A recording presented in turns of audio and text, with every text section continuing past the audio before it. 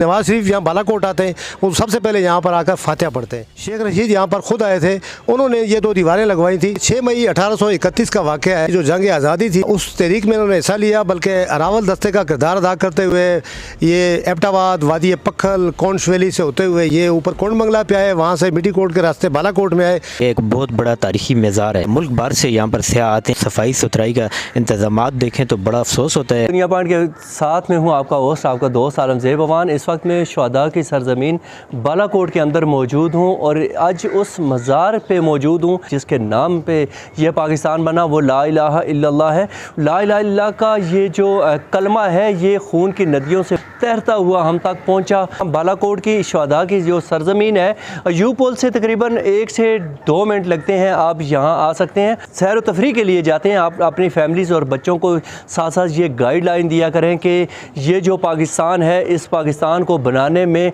और ये जो कलमा हम तक पहुँचा है, इसमें कितनी कुछ कुर्बानियाँ थी। यहाँ के सीनियर जर्नलिस्ट जो हैं बालाकोट के, उनसे इस हिस्ट्री के बारे में जानते हैं। आइए मेरे साथ। अस्सलाम वालेकुम जी। जी वालेकुम सलाम।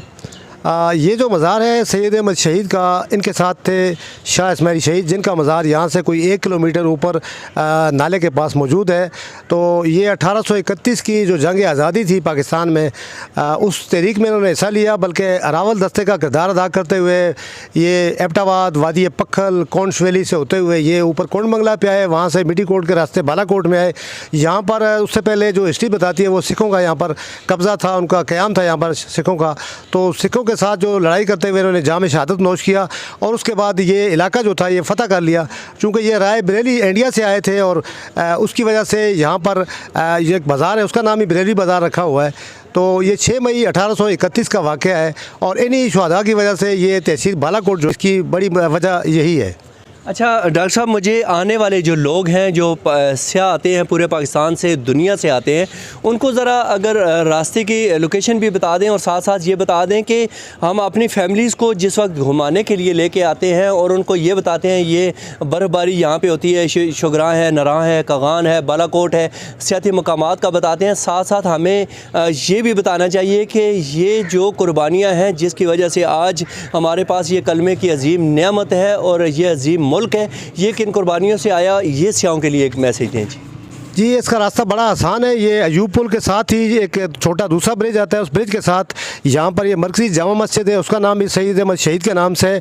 इस मस्जिद के बेक पे ये है। और ये आपको मज़े की बात बताता चलूँ, 2005 के ज़लज़ले में ये तमाम जो दीवारें इसकी ये गिर गई थी और उस मज़ार की भी दीवारें गिर गई थी।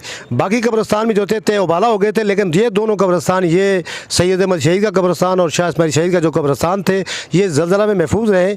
और ज़लज़ला के बाद दोनों कब्रस्तानों को तामीर पुख्ता करने के लिए, दीवारों के लिए शेख रशीद यहाँ पर खुद आए थे, उन्होंने ये 2 दीवारें लगवाई थी। सूबाई हुकूमत ने इसके महकमा औकाफ के पास ये इसकी जगह है, लेकिन कभी सूबाई हुकूमत ने तवज्जो नहीं दी। इसके अलावा जब कभी नवाज शरीफ यहाँ बालाकोट आते हैं, वो सबसे पहले यहाँ पर आकर फातिहा पढ़ते हैं और आने वाले बहुत से सयाह जो हैं वो लोगों से रास्ता पूछकर यहाँ तक आते हैं और फातिहा पढ़ते हैं।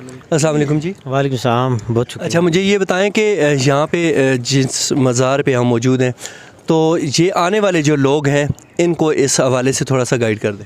इंतज़ामी नैली है यहाँ पर, जो हमारी तहसील की एडमिनिस्ट्रेशन है, TMO और दूसरे जो अदारे हैं, उनकी नैली है। ये एक बहुत बड़ा तारीखी मज़ार है, ठीक है। मुल्क भर से यहाँ पर सयाह आते हैं यहाँ देखने के, लेकिन यहाँ पर आप फुटेज में भी दिखाएंगे इंतज़ामात, ये जो उसका दरवाज़ा है और सफाई सुथराई का इंतज़ामात देखें तो बड़ा अफसोस होता है। हम अपने अदारों से ये दरख्वास्त करेंगे कि सबसे पहले ये सबसे बड़ा मज़ार है, इसके अंदर आप सफाई सुथराई का एक इंतज़ामात करें, एक स्वीपर यहाँ पर परमिनेंट होना चाहिए। यहाँ पर आप देखें कि ये क्या हालात हैं।